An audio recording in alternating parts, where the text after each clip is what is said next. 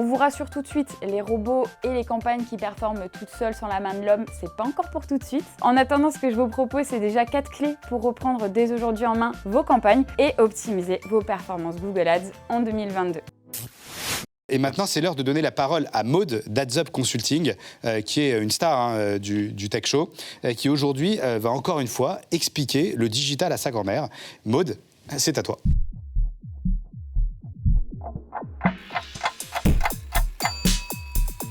Alors vous avez loupé le salon e-marketing Paris cette année, pas de problème, je vous propose une séance de rattrapage avec les 4 grandes tendances Google Ads à retenir. Mais tout d'abord, salut à tous, moi c'est Maud Berenzung, je suis directrice associée du cabinet de conseil en performance digitale AdsUp Consulting. Lors du salon e-marketing cette année, nos experts ont présenté une keynote de 45 minutes, ce qui a fait d'ailleurs salle comble, on était très contents, sur les nouveautés Google Ads en 2022 pour optimiser votre stratégie SIA. Moi ce que j'ai fait, c'est que j'ai tout simplement piqué la presse et je vous en propose aujourd'hui un condensé en 2 minutes. Et Vincent, non, je te promets que ce sera vraiment 2 minutes, je vais m'y tenir aujourd'hui. Alors, ce que vous devez savoir, c'est qu'on a eu pas mal de questions, je ne sais pas si vous les posez aussi sur la fameuse black box. Mamie, elle est fluente en alsacien seulement, du coup je vais un petit peu expliquer ce que c'est la black box. Alors c'est utilisé à toutes les sauces, on l'évoque notamment pour parler de la tendance de l'automatisation des campagnes des ads avec l'intelligence artificielle. Alors entre la montée progressive du smart bidding et l'arrivée de Performance Max, vous n'avez pas pu le louper, l'automation est sur toutes les lèvres. Et pas mal de questions parmi les annonceurs, notamment quel rôle reste-t-il pour le gestionnaire des campagnes?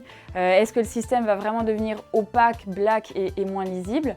Est-ce que ces évolutions de notre métier seront en faveur des performances de vos campagnes? On vous rassure tout de suite, les robots et les campagnes qui performent toutes seules sans la main de l'homme, c'est pas encore pour tout de suite. En attendant, ce que je vous propose, c'est déjà 4 clés pour reprendre dès aujourd'hui en main vos campagnes et optimiser vos performances Google Ads en 2022. Le tip numéro 1, ça va être sur le pilotage. Vous pouvez prioriser un pilotage à la valeur, on appelle ça TROAS, en incluant des micro-conversions. Et n'hésitez pas non plus à conserver une gestion manuelle de votre marque de façon ponctuelle, ça va vous permettre de garder une vue claire de vos performances. Le tip numéro 2, c'est sur le ciblage et la structure. Développer une structure exacte, plus élargie, qui soit simplifiée et organisée en fonction de vos objectifs.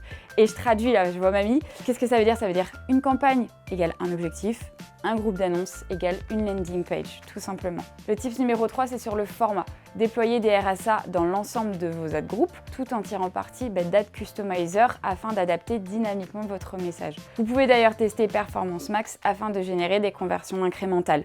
N'hésitez pas d'ailleurs à vous rapporter à ma dernière vidéo du Tech Show où je vous explique un petit peu plus les opportunités de Performance Max. Le numéro 4, c'est les modules data. Ce que vous pouvez faire, c'est tirer profit du smart bidding tout en conservant en fait une intelligence humaine dans l'optimisation de vos campagnes grâce à des modules data qui soient sur mesure à vos problématiques. Je vous parle de ce dernier point parce que chez AdsUp, notre pôle data consulting travaille en fait à trouver ces solutions sur mesure pour répondre entre autres au phénomène dont on parlait tout à l'heure de black box. Leur rôle, c'est d'imaginer en fait au quotidien, ils imaginent et ils développent in-house des modules de data exclusifs. Je ne vais pas tous vous les citer, mais je vous en dévoile un. Le nom de code en dit déjà beaucoup. Il s'appelle DM01.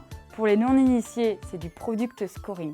Le principe, il est simple, ça va notamment intéresser les retailers. Alors comme vous le savez, votre catalogue produit, il est dynamique. Il dispose de milliers de références qui ont des performances et des caractéristiques qui sont différentes, jusque-là c'est normal. Ça, c'est parce que ça va varier, ça va dépendre de la demande, de la saisonnalité, du niveau de stock, du taux de conversion. Et du coup, ce que va faire notre module, c'est qu'il va vous permettre en fait de mixer d'un côté les données analytics et de l'autre les first party data pour ouvrir la porte à une multitude d'applications marketing. Pour conclure, si vous souhaitez en savoir plus sur les nouveautés Google Ads, nos différents modules data déjà disponibles aussi chez AdsUp en plug and play, ce que je vais faire, c'est que je vous mets tout simplement la présentation de la keynote en téléchargement quelque part ici, vous allez avoir le lien. N'hésitez pas à la télécharger et à revenir vers nous si vous aviez des questions sur ces sujets. À bon entendeur, salut à tous et bon Tech Show. Et donc Benjamin, vous, l'acquisition de trafic, quel levier vous utilisez aujourd'hui? Est-ce que c'est une grosse partie de votre budget marketing? Parce que là, quand on lève 150 millions d'ailleurs, comment tu répartis l'emploi de ces 150 millions d'euros? Alors, c'est évidemment, c'est une vraie question, surtout quand la dernière levée, c'est 100 millions d'euros, donc ça arrive d'un coup. C'est quoi la réaction du banquier quand tu reçois un virement de 100 millions? Alors déjà, on l'a sollicité avant, mais ce qui reste, c'est la réaction des autres banquiers quand on annonce les 100 millions. Ouais. Et ils nous contactent tous persuadés qu'on n'a pas encore de banque, quoi. Alors que ça fait déjà 3 semaines que l'opération a été faite. Enfin bref. Et donc, sur les, on va dire, quand on a levé 10, 35 millions, les dépenses, c'est principalement people, marketing, acquisition, Facebook, Snapchat, TikTok, etc. Google, évidemment beaucoup. D'accord. Télé, et puis en recrutement de personnes. Et alors, quand on lève 100 millions, évidemment, tout n'est pas censé être déployé en marketing et en people.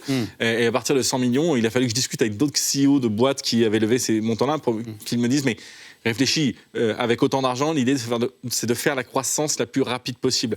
Évidemment que la croissance organique est importante, mais il faut aller chercher sur des stratégies de M&A, de croissance externe, d'acquisition d'autres boîtes pour pouvoir encapsuler des boîtes existantes et vraiment exploser la croissance de la boîte. Et de l'organique pur, ça ne suffira pas. Il faut maîtriser les sujets de croissance externe.